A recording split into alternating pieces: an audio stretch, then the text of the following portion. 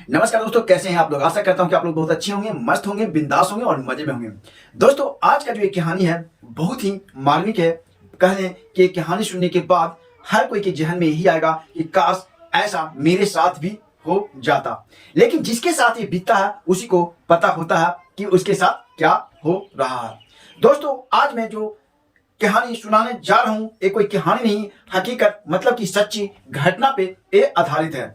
और मैं ये एपिसोड कहीं और से नहीं, मैं किसी अखबार के कटिंग से पढ़ करके आपको ये सुनाने जा रहा हूं, जिसपे छपा था, वो अखबार पे छपा था। और पूरा स्टोरी जो भी पढ़ा उसके आंखों से आंसू तो नहीं, दिल की धड़कनें तेज हो जाते हैं।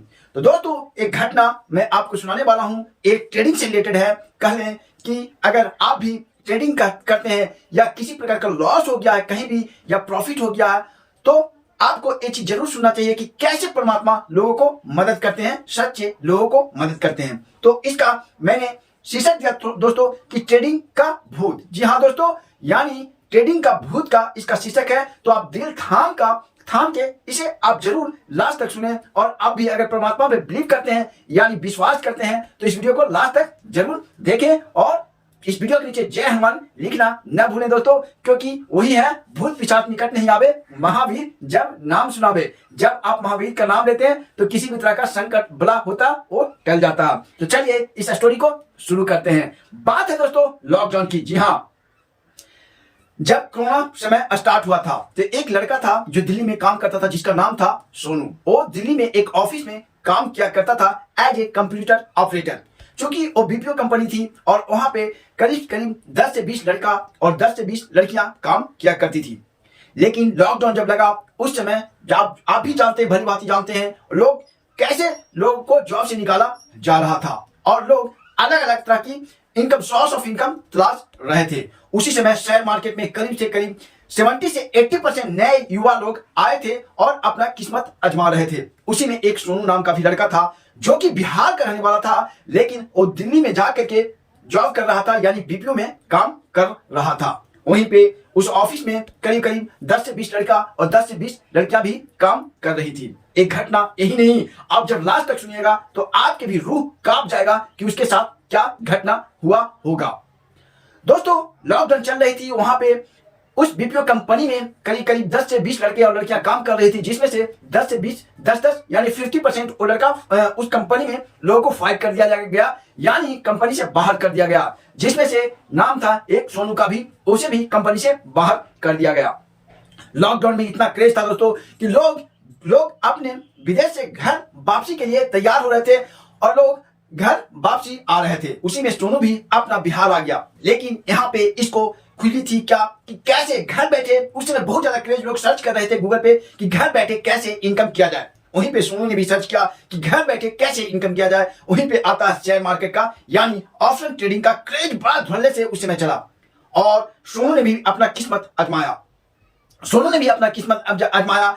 महीनों 2 महीना तक ट्रेडिंग करता रह गया और करने के बावजूद उन्होंने लॉस पे लॉस। यहाँ पे वो खुद का जो जमा पूंजी था, क्योंकि बीपीओ में काम किया करता था वो लड़का, तो करीब 40 से 50 हजार रुपए उसके करीब तनखे थे। तो वो करीब 4 से 5-6 लाख रुपया वो अपना खुद का एसेट जो था वो जमा कर रखा था, वो सब कुछ गवा दिया। उसके बाद उन्हें उस लड़के ने क्या किया कि उसके पास कुछ प्रॉपर्टी था। अब होता यूं है दोस्तों कि जब आप ऑप्शन ट्रेडिंग में आप आते हैं और वहां पे जब आपका लॉस हो जाता है तो आपको खुजली होने लगता है, आपको नहीं किसी भी व्यक्ति को खुजली होने लगता है कि कहीं से मुझे सोर्स ऑफ इनकम या कहने कोई मुझे फंड प्रोवाइड कर दे तो मैं फिर से जो लॉस मुझे हुआ है उसको रिकवर कर लूंगा किसी न किसी तरह से।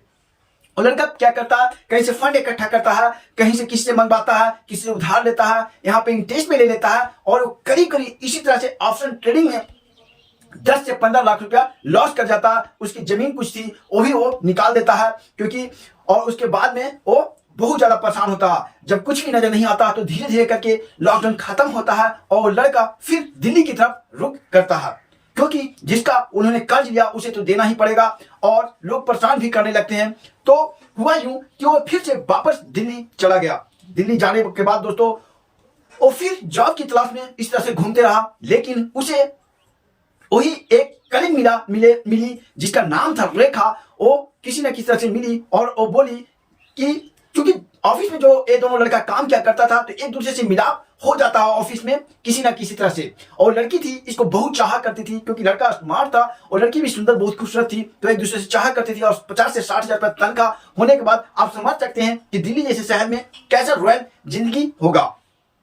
अब बात आती है दोस्तों कि उसे मिल जाती है रेखा नाम की लड़की जो पहले उसकी बीपीओ कंपनी में काम किया करती थी।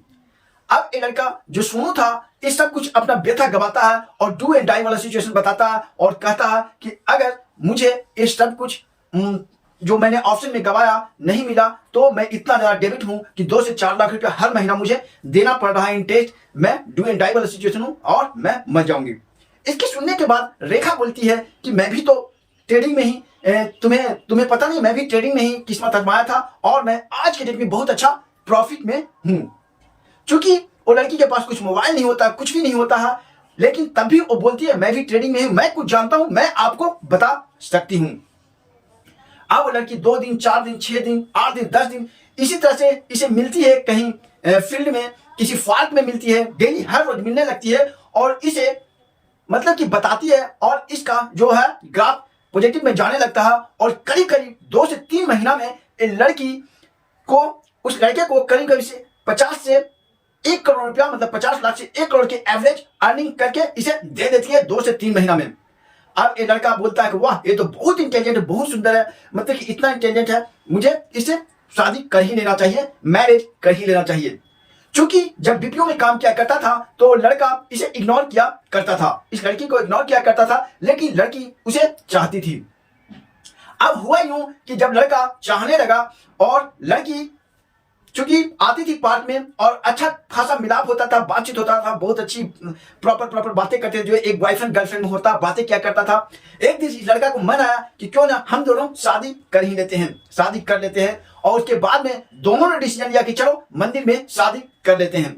वहीं पे आता है कि ये दोनों डिसीजन लेते हैं, डेट फिक्स करते हैं, क्योंकि दोनों का फैमिली बैकग्राउंड, चूंकि लड़की का फैमिली बैकग्राउंड काफी बिग था, कमजोर था और लड़का का काफी अच्छा था, तो ये लड़का बोला कि मेरी फैमिली वाला मानेंगे नहीं, चलो मैं कोर्ट मैरिज कर लेता हूं और कहीं मंदिर में चलकर शादी कर लेते हैं। डेट फिक्स हो जाता है और दोनों मंदिर के लिए तैयार हो जाते हैं।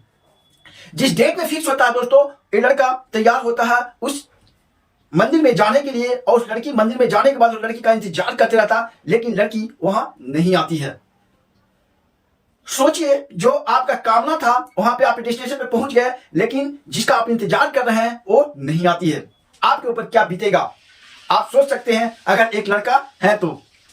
फिर क्या होता है दोस्तों कि चूंकि ये लड़का जो था उसका एड्रेस प्रॉपर तो जानती नहीं थी, लड़की का एड्रेस प्रॉपर जानता नहीं था, लेकिन मोहल्ला जानता था कि वहां पे रहती थी। लड़का खूब प्रयास किया उसे ढूंढने का, जानने का, उसके मोहल्ला में जाकर पूछने का, लेकिन दिल्ली जैसा शहर है वहां पे कौन कैसे बताएगा।